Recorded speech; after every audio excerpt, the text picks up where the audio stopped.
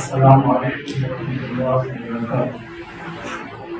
الحمد للہ رب العالمین والعاقبۃ للمتقین، اللهم صل وسلم علی عبدک ورسولک نبینا محمد وعلی آلہ واصحابہ اجمعین، اما بعد۔ اعوذ باللہ من الشیطان الرجیم۔ وقال الرسول يا ربي إن قومي اتخذوا هذا القرآن مهجورا۔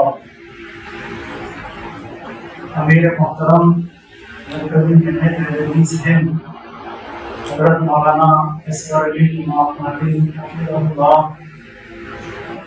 سرپرست مرکزی جمعیت حضرت مولانا صلاح الدین محمود صاحب حفظہ اللہ، اسٹیج پر بیٹھے ہوئے میدان مرکزی جمعیت اور حضرات علماء کرام، حکم صاحبان اور عزیز طلباء، آج کی یہ مجلس نہایت ہی مبارک مجلس ہے، اور مبارک اس ناحیے سے کہ اس کی نسبت قرآن کریم سے ہے۔ یہ مجلس قرآن کریم کی نسبت سے منعقد ہو رہی ہے، جس میں فن تجوید، تفسیر قرآن کریم، یہ مضامین پڑھائے جا رہے ہیں اور انہی مضامین پر مسابقہ ہو رہا ہے۔ مرکزی جمعیت اہل ہند اور اس کے ذمہ داران مبارکباد کے مستحق ہیں کہ مسلسل 20 سالوں سے یہ پروگرام ہر سال منعقد ہو رہا ہے، اور جس میں مستقل اضافہ ہو رہا ہے طلباء کی تعداد کا۔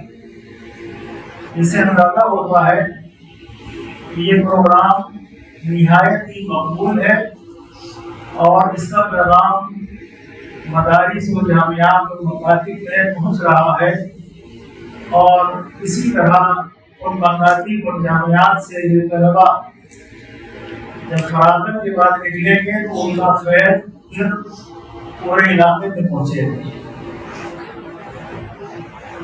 اہل حدیث علماء نے کتاب و سنت کی جو عظیم خدمات برد صغیر میں انجام دی ہیں، یہ مسابقہ قرآن کریم اسی عظیم خدمات کی ایک کڑی ہے۔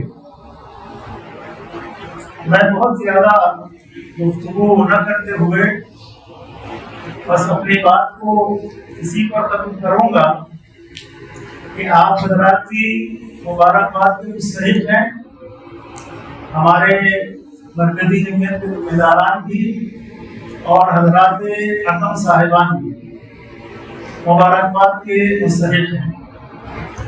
میں نے حمد و ثنا کے بعد قرآن مجید کی جو آیت پڑھی ہے، اس کے ترجمے کی ضرورت نہیں محسوس کرتا ہوں۔ اس آیت کو اپنے پیش نظر رکھیں، اس میں غور و فکر کریں، تدبر کریں، اور ہمیشہ اس کو اپنے سامنے رکھیں، تاکہ اس زندگی میں ہم اس طرح زندگی گزاریں کہ کل ہم ان لوگوں کے زمرے میں نہ ہوں کہ جن کے بارے میں رسول اکرم صلی اللہ علیہ وسلم قیامت میں اللہ کے دربار میں مقدمہ پیش کروائیں گے۔